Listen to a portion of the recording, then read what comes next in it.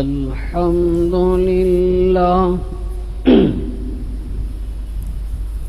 الحمد لله نحمده ونستعينه ونستغفره ونؤمن به ونتوكل عليه ونعوذ بالله من شرور أنفسنا ومن سيئات أعمالنا من يهد الله فلا مضل له ومن يضلله فلا هادي له ونشهد أن لا إله إلا الله وحده لا شريك له ونشهد أن سيدنا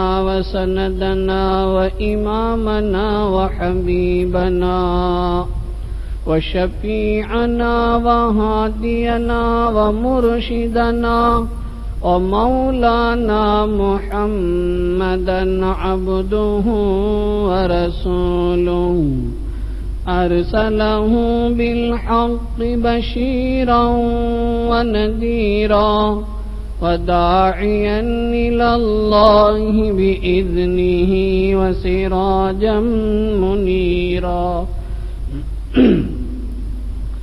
أما بعد فعن علي رضي الله عنه قال قال رسول الله صلى الله عليه وسلم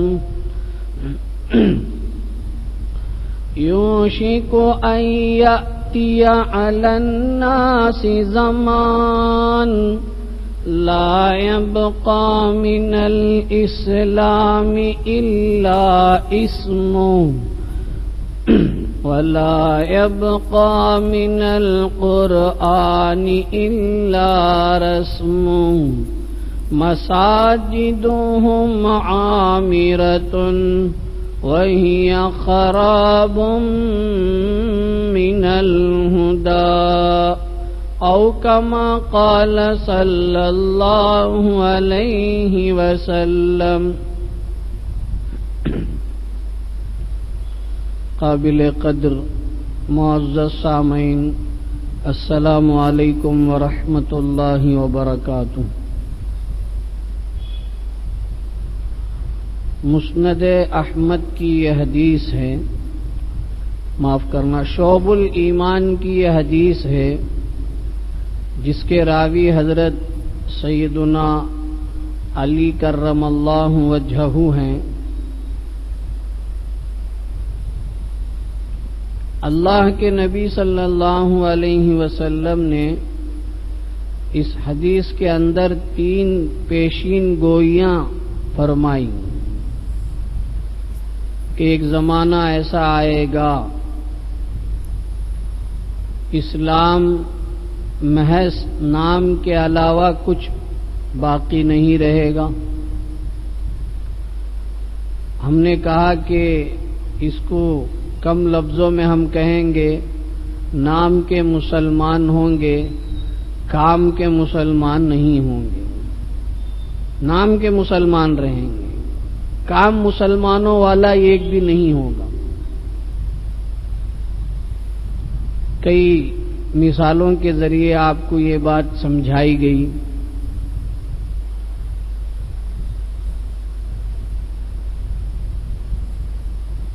پیغمبر علیہ الصلاۃ والسلام نے جو ارشاد فرمایا پیشین گوئی کہ ایک زمانہ ایسا آنے والا ہے، ایسا لگ رہا ہے کہ حضور صلی اللہ علیہ وسلم گویا اسی زمانے کو دیکھ کر کہہ رہے ہیں کہ ایک زمانہ آئے گا صرف نام کے مسلمان ہوں گے، اسلام سے کوئی دلچسپی نہیں ہوگی۔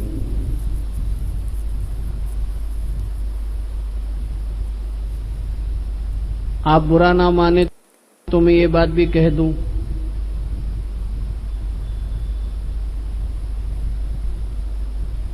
یہ جو اب مسجد خالی خالی ہے یہ بھی اس کا ایک مظہر ہے،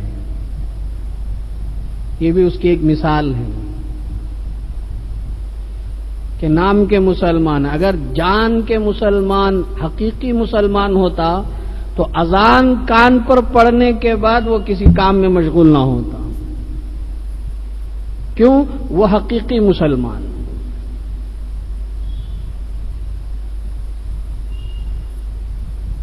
نہیں میرا کارخانہ ہے، نہیں میں مزدور ہوں، میری تجارت. اللہ کی عبادت کے بعد ہی دوسری چیزوں کا نمبر ہے. جس کی زبان میں یہ آ جائے کہ میں مزدور ہوں، میں کارخانہ ہے، میں فلاں ہوں، گویا کہ اس کے نزدیک اسلامی حکم کی اہمیت نہیں ہے، اسلامی تعلیمات کی اہمیت نہیں ہے، اس کے نزدیک دنیا کی چیزوں کی اہمیت ہے. آپ برا مانے تو مانے، لیکن حقیقت یہی ہے.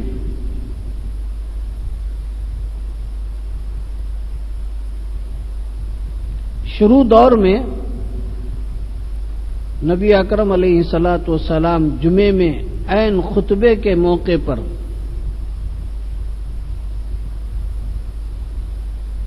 خطبہ دے رہے ہیں، اور پہلا دور وہ زمانہ مستقل دکانوں کا نہیں تھا جیسے آج کل ہیں.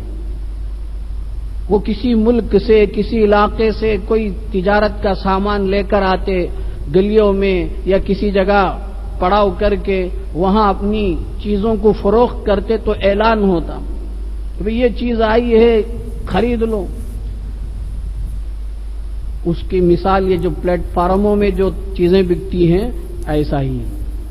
شروع زمانے میں بزنس ایسا ہی ہوتا تھا، تجارت ایسی ہی ہوتی تھی.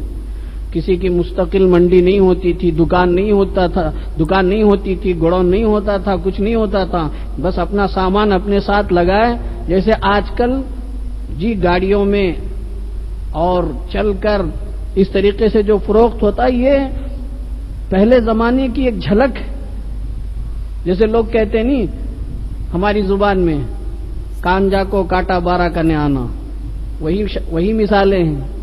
واٹس ایپ میں ایک مرتبہ ایک بہت بہترین ایک میسج اور پیغام آیا کہ ترقی کے نام پر پہلے لوگ پیدل چلتے تھے، تو ترقی ہوئی تو سائیکل آئی، تو لوگ سائیکل پر چلنے لگے، اپنا سفر کرنے لگے. ترقی ہوئی تو موٹر بائک، پھر موٹر بائک سے 4 ویلر. اب کیا ہو رہا ہے؟ 4 ویلر میں جانے والے کو کہا جا رہا ہے کہ آپ 2 ویلر چلائیے، اس کو کہا جا رہا ہے آپ بائک چلائیے، آپ موٹے ہو گئے ہیں، آپ کا جسم بھاری ہو گیا ہے، کولیسٹرول زیادہ ہو گیا، آپ سائیکل چلائیے، پیڈل ماریے.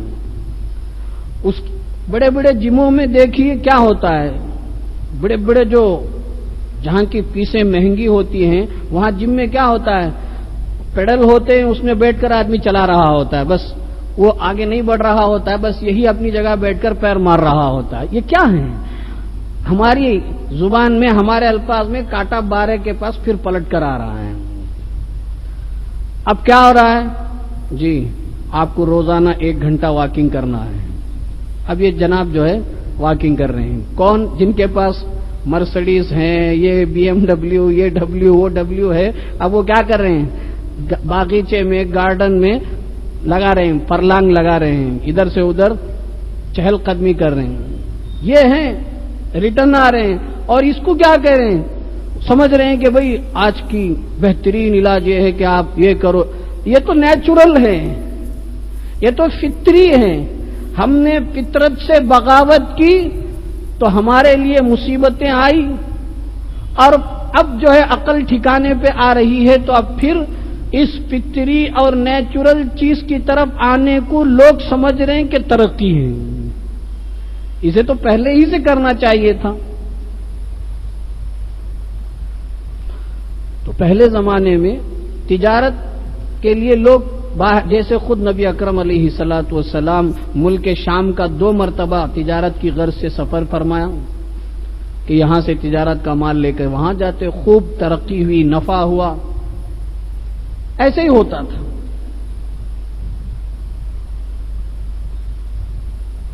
تو نبی اکرم علیہ الصلوۃ والسلام خطبہ دے رہے ہیں، جمعے کا دن ہے، جمعے کا خطبہ دے رہے ہیں. جو لوگ خطبے میں شریک تھے تجار تاجر حضراتوں کی آواز لگانے سے چھوڑ کر چلے گئے اٹھ کر. کیوں؟ ان کو سامان ایک مرتبہ وہ آ کر چلا جائے گا تو ایسا نہیں کہ ڈیلی وہ آتا رہے گا. آج کل کا ایک طریقہ یہ ہوتا ہے کہ سائیکل میں یا کار میں یا کسی بھی چیز میں جو ٹھیلے والے جس کو کہا جاتا ہے وہ روزانہ جو ہے ایک ایک گلی، آج یہ گلی کل وہ گلی، اس طریقے سے نظر کہیں نہ کہیں آ جاتا ہے. ایسا نہیں ہوتا تھا. ایک مرتبہ آ کر جائیں گے، چونکہ سفر پیدل یا اونٹ سے یا گھوڑے سے ہوتا تھا اور مہینے کا سفر ہوتا تھا، اس لیے ایک مرتبہ آ کر جائیں گے تو پھر دوبارہ آنے کے لیے لمبا وقفہ ہوگا، 1 مہینے 2 مہینے کا فاصلہ ہو جائے گا. تو اس لیے اب وہ آیا ہے تو ضرورت کا سامان خریدنا ہے، تو جو لوگ خطبے میں شریک تھے چھوڑ کر چلے گئے چیز خریدنے کے. پیغمبر علیہ الصلوۃ والسلام خطبہ دے رہے ہیں، گنے چنے افراد ہیں. جی ہمارے علاقے میں سب جگہ یہی حال ہے آج کے دور میں. جب امام خطبہ دینے کے لیے کھڑا ہوتا ہے نا، آپ لوگوں کا رخ امام کی طرف ہوتا ہے، امام کا رخ سب کی طرف ہوتا ہے. ممبر پر جب کھڑا ہوتا ہے تو سب منظر نظر آتے رہتا ہے، کس کس کی انٹری کب ہوتی ہے. کوئی خطبے کے شروع میں آ رہا ہے، کوئی درمیان میں آ رہا ہے، کوئی آخر میں آ رہا ہے، کوئی دوسرے خطبے میں آ رہا ہے. نام کے مسلمان ہیں بس. پیغمبر علیہ الصلوۃ والسلام خطبہ دے رہے ہیں، کچھ لوگ چلے گئے، آتا ہے کہ 11-12 لوگ باقی رہ گئے تھے، یعنی کم افراد حضور کے. اللہ تعالیٰ نے پوری سورت نازل کر دی. یا ایھا الذین آمنوا اذا نودی للصلاۃ من یوم الجمعۃ فاسعوا الی ذکر اللہ وذروا البیع ذلکم خیر لکم ان کنتم تعلمون. ایمان والو، جب جمعے کے دن جمعے کی اذان کہہ دی جائیں تو پھر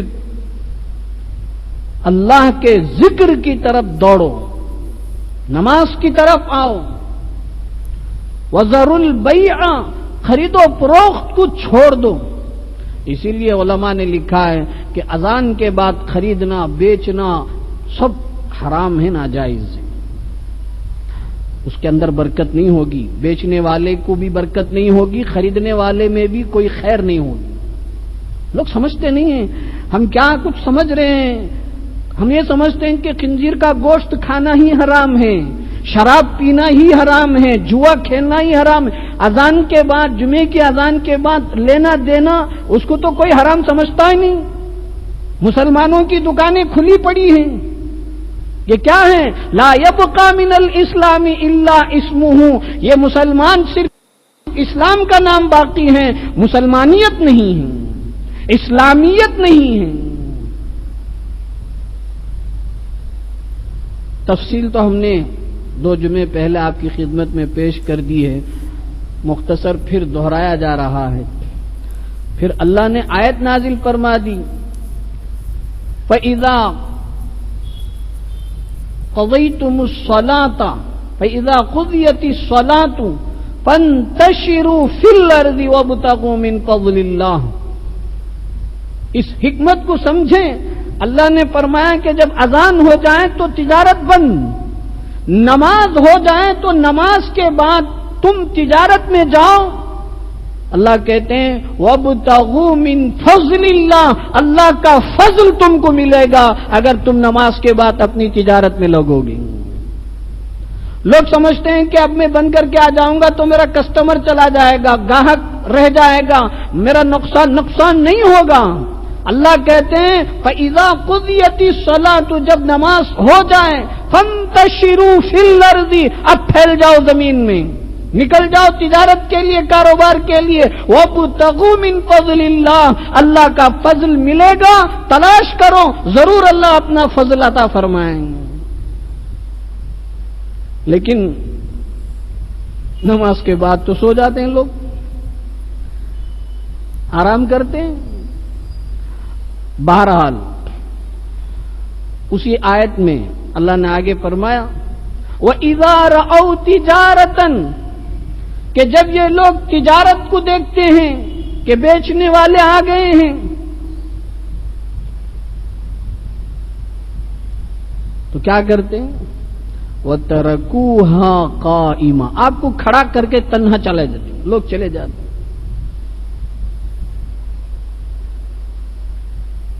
اللہ کہتے ہیں بھئی یہ جو چیزیں ہیں اس کے مقابلے میں اللہ کے پاس جو ہے وہ بہتر ہے کئی اعتبار سے، اور روزی واللہ خیر الرازقین، اللہ دینے والے ہیں۔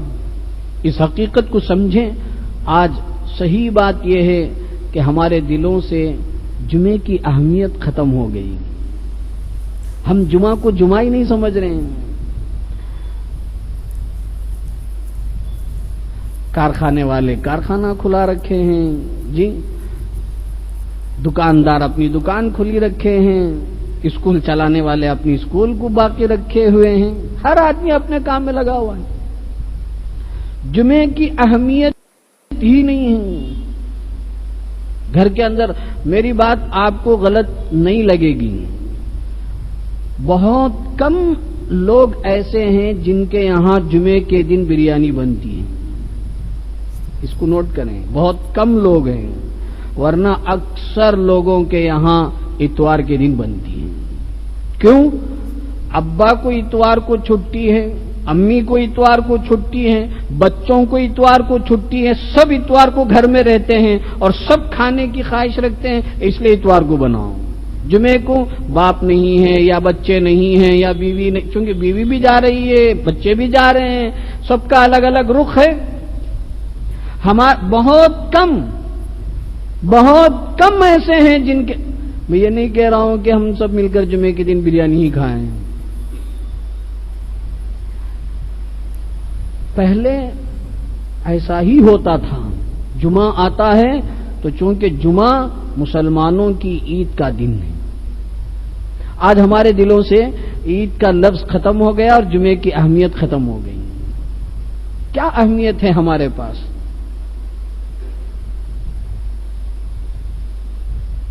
اللہ معاف فرمائے۔ میرے دوستو بزرگوں، یہودیوں نے اپنے لیے ایک دن متعین کیا ہفتے کا، عیسائیوں نے اپنے لیے ایک دن متعین کر لیا اتوار کا، اور قوموں نے اپنے لیے ایک دن متعین کر لیا، لیکن خدا نے مسلمانوں کے لیے جمعے کا دن متعین کیا ہے۔ اور آج ہم جس اللہ نے ہمارے لیے عظیم الشان دن جمعے کا متعین فرمایا، اس کو چھوڑ کر ہم اپنی ساری تقریبات اتوار کے حوالے کر رہے ہیں۔ اس نظام سے ہم کب نکل کر آئیں گے واللہ عالم، اللہ بہتر جانے۔ بہرحال فرمایا کہ لا يبقى من الاسلام الا اسمہ، مسلمان نام کے رہیں گے، ولا يبقى من القرآن الا رسمہ، اور صرف الفاظ قرآن ہوں گے، عمل کرنے والا کوئی نہیں ہوگا، نہ پڑھنے والے ہوں گے نہ عمل کرنے والے۔ میں ہمیشہ ایک بات کہتا ہوں، اس پر دھیان دیجئے گا، توجہ دیجئے گا، میرے لیے بھی ہے، آپ کے لیے بھی، سب کے لیے۔ ہم مسجد کو کبھی جلدی آ جاتے ہیں، 5-10 منٹ پہلے آتے ہیں، اذان ہو گئی، ہم ادھر سے گزر رہے تھے، اذان ہو گئی، کہا کہ بھی چلو نماز پڑھتے ہوئے چلے جائیں گے، تو ابھی نماز کے لیے 10 منٹ ہے، 15 منٹ ہے، کبھی اگر فجر کا وقت ہے تو لمبا وقت ملتا ہے، عشاء کا وقت ہے تو اس میں بھی اذان کے بعد لمبا وقت ہے، آدھا گھنٹے کا فاصلہ ہوتا ہے، عصر میں تو پاؤ گھنٹے کا ہے اور ظہر میں آدھے گھنٹے کا فاصلہ ہوتا ہے جی۔ اب ہم آتے ہیں مسجد، اس وقت کی 2 رکعت یا 4 رکعت جو سنت اور نفل نمازیں پڑھنے کا ہے وہ پڑھ لیتے ہیں، پڑھ لینے کے بعد اب ہمارا عمل کیا ہوتا ہے؟ ہم بس خاموش بیٹھے رہیں، در و دیواروں کو دیکھیں گے، نقش و نگار کو دیکھیں گے، اے سی کو دیکھیں گے، پنکھے کو دیکھیں گے، چٹائی کو دیکھیں گے۔ شیطان ہمیں اس چیز کی طرف جانے نہیں دیتا۔ ارے 5 منٹ میں ایک صفحہ صحیح، ایک صفحہ نہ چلو، ایک آیت صحیح ہم کلام پاک اٹھا کر پڑھ لیں۔ پورے معاشرے کے اندر دیکھ لیجئے، قال ایک دو فرد ملے گا جو تلاوت کرتا ہوا ہوگا، باقی کسی کو اس کی طرف توجہ نہیں دی جائے گی۔ یہ ہے، میں ہمیشہ اس بات کو دہراتا ہوں کہ ہم مسجد کو آتے ہیں، 2-4 منٹ ہو، کلام پاک تو مسجد میں سینکڑوں ہوتے ہیں، ہم اٹھائیں، کس کے لیے ہے یہ قرآن کس کے لیے ہے اور کب پڑھیں گے؟ ہم صرف رمضان میں پڑھنے کی چیز نہیں ہے، اس کو تو ہمیشہ پڑھنا ہے اور اس کی تعلیمات پر ہمیشہ عمل کرنا ہے۔ ہاں کوئی کہہ سکتا ہے تلاوت ہی کرنا کیا فرض ہے، ضروری ہے؟ ہم ذکر کرتے ہیں، ہم تسبیحات پڑھتے ہیں، ٹھیک ہے، کوئی بھی عمل کیجئے، کبھی تو قرآن بھی پڑھ لیا کیجئے۔ اب ہمیشہ ذکر ہی کیوں کریں؟ قرآن سے بڑھ کر اور کیا ذکر ہو سکتا ہے؟ قرآن تو اذکار میں سے سب سے بہترین ذکر ہے۔ آپ ایک آیت پڑھیں گے تو ایک حرف کے بدلے ایک نیکی، اور اللہ نے فرمایا کہ ایک نیکی جو لے کر آئے گا تو اس کو 10 نیکی ملے گی۔ اگر ایک آیت میں 10 حروف ہیں تو پھر 10 نیکیاں، اور 10 کے بدلے 100 نیکیاں، کتنی نیکیاں مل رہی ہیں؟ لیکن ایک بات آپ نوٹ کریں، جو حضرات حج میں، عمرہ میں اور باہر ملک کا جو بار بار سفر کرتے ہیں اسلامی ممالک کا، وہاں آپ عرب کی ایک خاصیت آپ دیکھیں گے کہ وہ آئیں گے، 2-4 منٹ ہے تب بھی لے کر قرآن پڑھتے رہیں گے، ویسے اٹھائیں گے پڑھتے رہیں گے، اقامت ہوگی بند کر کے رکھ کے نماز میں آ جائیں گے۔ اس کو آپ نوٹ کیجیے، قرآن کے ساتھ شغف ہونا چاہیے، قرآن کے الفاظ کو بھی پڑھنا ہے، اس کے معانی اور مطالب اور مسائل پر عمل بھی کرنا ہے۔ یہ تو دوسری چیز ہو گئی۔ اب تیسری چیز میں آتے آتے وقت ختم ہی ہو جاتا ہے۔ اللہ ہمارے اوقات میں برکت عطا فرمائے۔ پیغمبر علیہ السلام نے فرمایا ایک زمانہ آئے گا، مساجدہم عامرۃ، مسجدیں خوب آباد ہوں گی، شکل و صورت کے حساب سے دیکھ لیجیے، عامبور کے اندر تقریباً 50 سے زائد مساجد ہیں، اور سراؤنڈنگ کا سب ملائیں گے تو 60-65 ہو جائیں گے، الحمدللہ جی۔ اور ایک سے ایک بڑھ کر اب بن رہی ہے مسجدیں۔ پہلے لوگ جن مسجدوں میں پڑھ رہے تھے، پنکھے نہیں تھے جی، ساری چیزیں، بعد میں اب کے لوگوں کو وہی مسجد کے اندر نماز پڑھتے ہوئے گھٹن محسوس ہو رہی ہے، بھئی یہ لگاؤ وہ لگاؤ، ایسا کرو ویسا کرو۔ ترقی ہو گئی تو جسمانی اعتبار سے حرارت بھی بڑھ گئی، اسی مسجد میں لوگ زمانہ گزار دیے۔ لوگ کہیں گے کہ اس وقت اتنی گرمی نہیں تھی، اس وقت اتنی گرمی سردی اپنے زمانے میں ہر اعتبار سے ویسے ہی ہوتی ہے، اس کو تو آنا ہے، اس کو تو جانا ہے، بس لوگوں کے خیالات سے، لوگوں کے تذکرے سے اس میں اضافہ نظر آتا ہے، اس میں کمی نظر آتی ہے۔ پیغمبر نے فرمایا مساجدہم عامرۃ، مسجدیں خوب ہوں گی، وہی خراب من الہدی، ہدایت اس کے اندر سے ختم ہو چکی ہوگی۔ مسجد سے جو کام ہونا چاہیے وہ ندارت ہوگا۔ باقی باتیں انشاءاللہ آئندہ جمعہ مستقل عرض کی جائے گی۔ اب اعلان یہ ہے کہ آپ حضرات نے واٹس ایپ وغیرہ کے ذریعے سے اہل سنت والجماعت کا اعلان دیکھا ہوگا کہ ہمارے شہر کے اندر خاص طور پر جو مسلسل بارش کی وجہ سے پانی مکانات اور گھروں کے اندر داخل ہو گیا اور کافی ان کا نقصان ہوا ہے، تو ان کے تعاون کے لیے اس جمعہ اور انشاءاللہ آئندہ جمعہ، دونوں جمعوں میں ان کے لیے شہر والوں کی طرف سے تعاون حاصل کیا جائے گا۔ چنانچہ نماز کے بعد آپ کی خدمت میں بالٹی پھیری جائے گی، آپ اپنی طاقت کے حساب سے اخلاقی شرعی فریضے کے طور پر دل کھول کر تعاون فرمائیں. اگر کوئی کسی وجہ سے نہ لائے ہوں تو ان کو فکر کرنے کی ضرورت نہیں ہے، وہ بعد میں بھی یا تو خود براہ راست اہل سنت والجماعت کے ذمہ داران سے پہنچائیں یا ہماری مسجد کے یا جو جس مسجد محلے کے ہیں وہاں کے ذمہ داروں سے پہنچائیں. ضرورت کا وقت ہے اور یہ ہم اخلاقی اعتبار سے، شرعی اعتبار سے اس کام کو کرنا چاہیے. جتنا دل کھول کر ہم تعاون کریں گے اللہ ضرور ہماری دنیا اور آخرت میں اس کا بدلہ عطا فرمائیں گے. آمین. وآخر دعوانا ان الحمد للہ رب العالمین.